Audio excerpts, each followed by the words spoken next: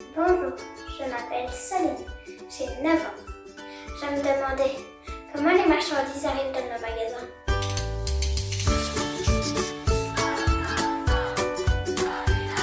Peut-être des télévisions fines en Belgique, mais on ne sait pas. Dessine-moi une actu. Il existe de nombreuses façons de transporter des marchandises, Soline.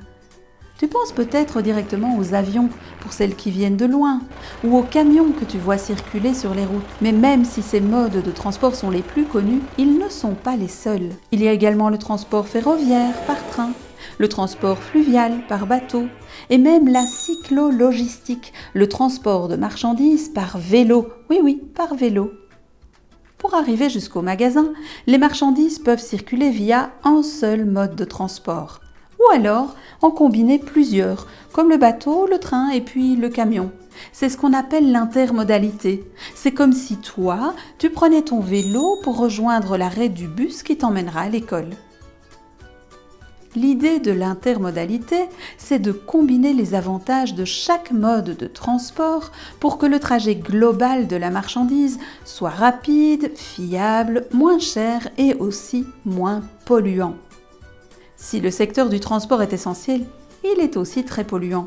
C'est l'un des plus gros émetteurs de gaz à effet de serre, des gaz qui sont responsables du réchauffement climatique.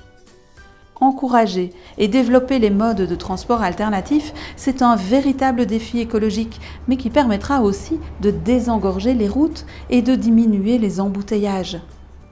En Wallonie, 40 millions de tonnes de marchandises sont transportées chaque année via le réseau fluvial. Cela correspond à 2 millions de camions en moins sur les routes. Mis l'un derrière l'autre, cela représenterait une file de camions de 40 000 km, soit le tour de la Terre. On est content d'y échapper. Il n'existe pas une seule et unique bonne combinaison de modes de transport pour les marchandises. Cela dépend de la destination, du type de marchandise, du délai de livraison par exemple. Mais il y a une unité de stockage qui peut facilement passer d'un moyen de transport à l'autre, c'est le container. Et dans les containers, on peut mettre toutes sortes de marchandises. Pour faciliter le transport intermodal, il faut aussi développer les connexions entre les réseaux fluviaux, ferroviaires et routiers. Jusqu'ici, nous avons parlé des longues distances et de transport de masse. Pour des trajets courts et un volume de marchandises plus petit, une bonne solution pour l'environnement, c'est le vélo cargo, Soline. Dans les villes, on en croise de plus en plus. Certains magasins commencent même à s'en servir pour livrer leurs commandes à domicile. Malin!